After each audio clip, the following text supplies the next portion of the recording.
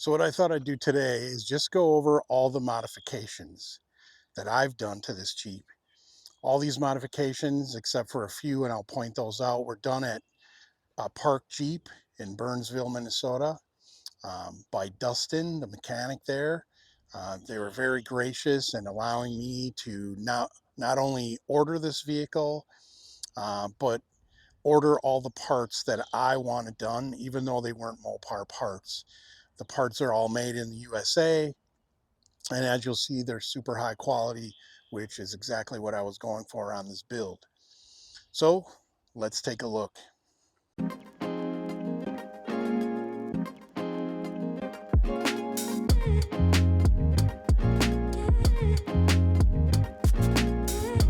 Somebody help me get over it.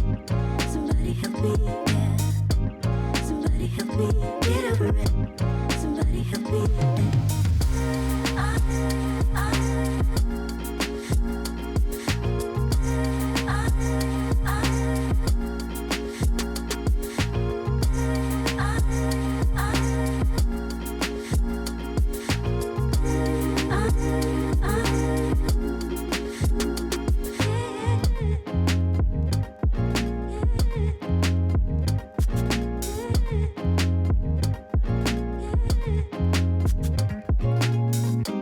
Somebody help me get over it. Somebody help me, yeah. Somebody help me get over it. Somebody help me. Somebody help me get over it. Somebody help me. So let's start at the back. Um, as you can see, I have a skid plate that protects my exhaust. That's part of the uh, Next Venture Motorsports skid plates. I have the full skid plates all the way from front to rear. They're super nice.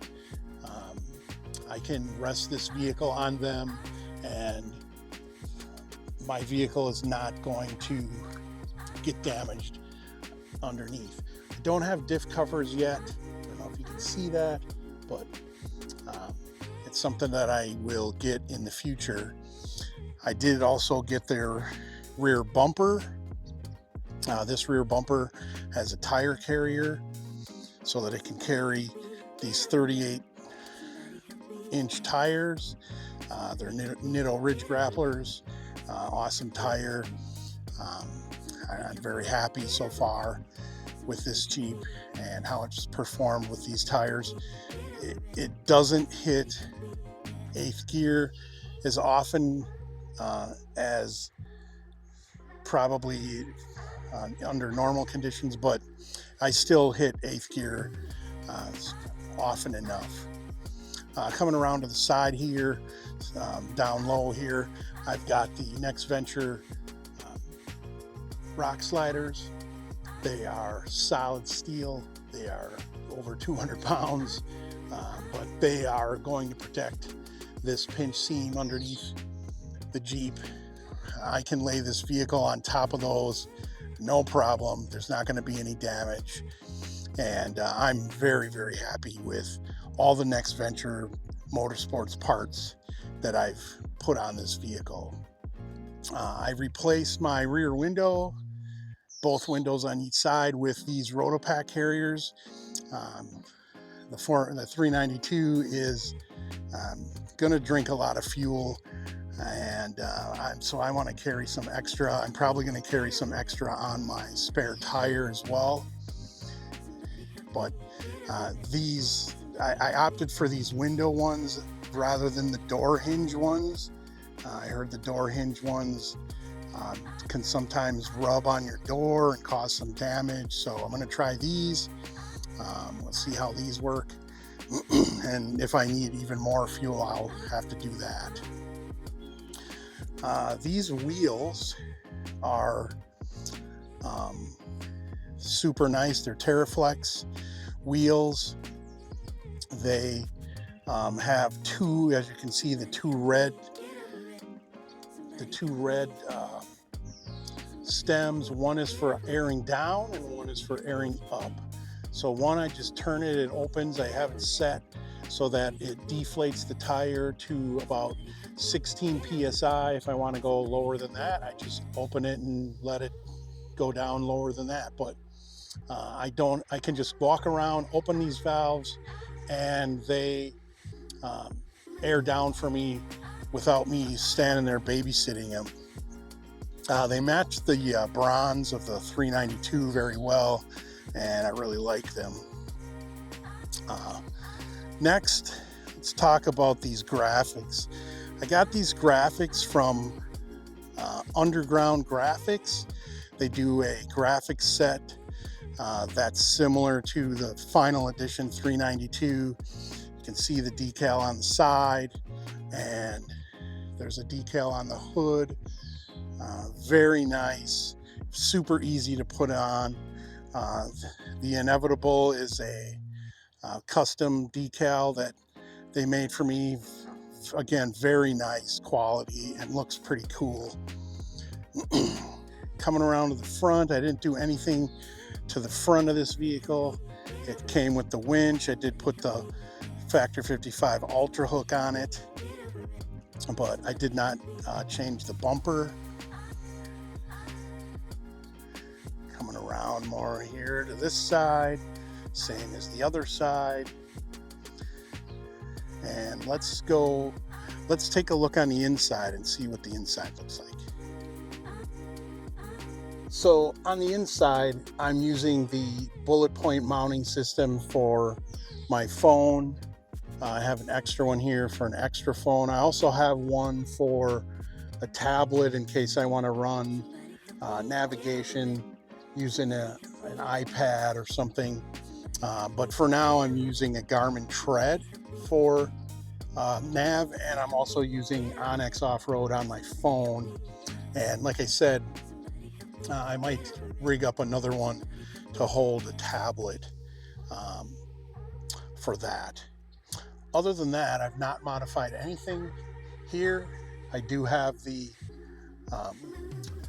flip top instead of Freedom panels, which came with hard top, with the full hard top, but I switched it out so that I can open my Jeep if I want to.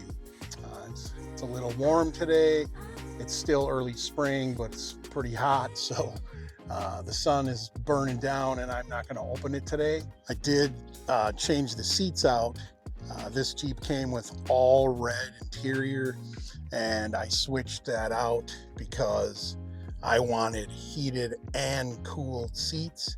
So I went with cat skin seats, which are super nice. The leather is a lot softer and looks pretty cool. The inside of the Jeep's theme is still red from the factory, so it has red stitching on the steering wheel, red on the dash, and that's why I went with red on the seats. In case you're wondering, it's not that green and red wasn't the combination that I was going for, but that's how it came from the factory, so I've just continued that red on the inside of the Jeep. I deleted the rear seats and put in the Goose Gear full stealth sleeping system. I do plan on sometimes sleeping in the back here. This platform gives me a nice flat area where I can put a mattress down and sleep back here. It also gives me some lockable storage where I can put some of my gear and secure it. The Goose Gear system is freaking awesome, super high quality. The only thing that bad I can say is I've opted for no carpet in this Jeep. So I have the black, I don't know what it's called, the protection on the floor, and this system is made for Jeeps with carpet. So it was a little difficult to get in because the spacing is not made for. It's made for carpet. You take out the floor liners and you put it on top of the carpet. Well, this stuff's a little different. It doesn't flex like that. So made it a little difficult, but as you can see, I got it in, no problem. It works like it's supposed to, and I love it. Going around to the back here, I have a fridge slider back here, and have a Iceco JP40 that will go in that spot. The other side where you can see that bag, that's an air compressor that I've just secured in there for now, but that's the side that I'll be sleeping on. Plenty of room in there for me. I've already laid down in there. I should be able to sleep back there, no problem. I also put in the American Adventure Lab mass, they call it the mass shelf. What a freaking awesome shelf this is. The guys over there really do a great job with their workmanship, and I'm super happy with this shelf.